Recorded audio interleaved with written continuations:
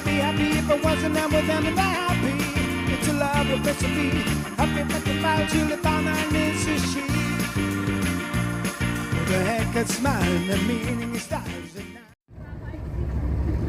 Oi, eu tô aqui em Bertioga e aqui eu vou mostrar um animal bem interessante que eu pude encontrar, que é o hidroide tubulário. Precioso!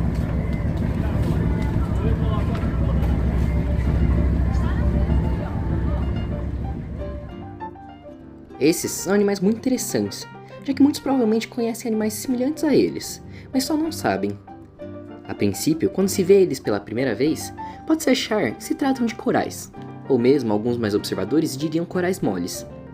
Mesmo que relativamente próximos, eles não se tratam de nenhum dos dois. Além disso, mesmo como quinidários, não são águas-vivas. Aqui entra essa interessante questão. Hidrozoários são totalmente diferentes desses. São, por assim dizer, um quarto grupo que pode ser citado nessa lista de quinidários. Apesar disso, há outros hidrozoários que são, na verdade, muito famosos, como a água-viva de água doce, as hidras, a caravela portuguesa e os sifonóforos. Para quem tiver interesse, no canal tem um vídeo contando sobre as caravelas portuguesas, desde sua anatomia complexa até o seu ciclo de vida. O link estará na descrição. Um fato bem interessante é que os sifonóforos podem chegar a ter 45 metros de comprimento.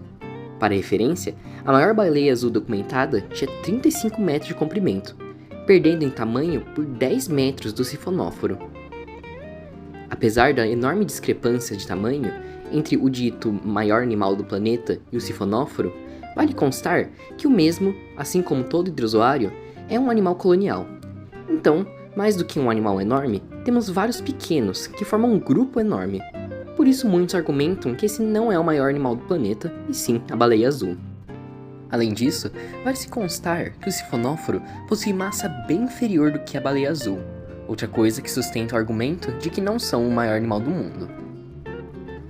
Além disso, um fato sobre outro animal: apesar do nome água-viva de água doce, elas não são águas-vivas verdadeiras, já que apesar de se parecerem, elas se encaixam melhor no grupo dos hidrozoários. Nesse caso, elas são hidrozoários que tomaram a forma de medusa, uma forma não muito comum entre eles, já que a maior parte toma a forma de pólipo, como os que mostro nesse vídeo, assim como as caravelas portuguesas, sifonóforos e as hidras, assim como outras muitas espécies de hidrozoários.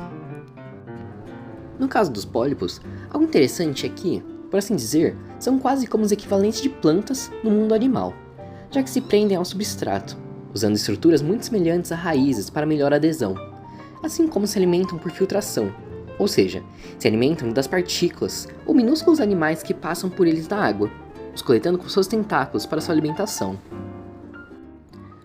Outra coisa interessante de se notar é que, inicialmente, quando os hidrozoários surgiram, aproximadamente há 540 milhões de anos atrás, a maior parte das espécies eram medusas.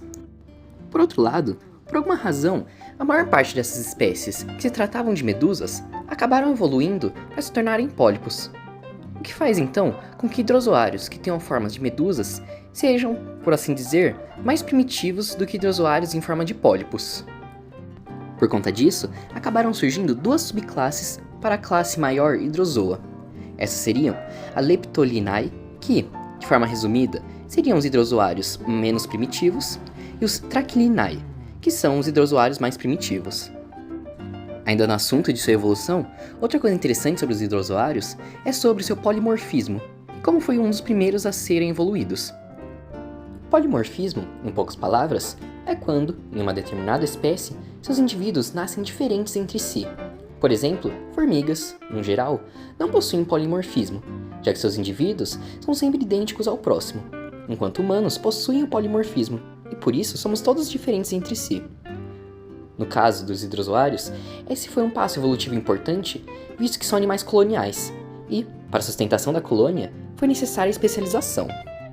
Polimorfismo e tal especialização podem ser observados nos diferentes indivíduos que formam a colônia, em que alguns indivíduos são especializados para a caça e alimentação, outros para a sustentação, já outros para sua reprodução, em que, com essas especializações, eles podem viver unidos, vivendo, por assim dizer, como um único ser.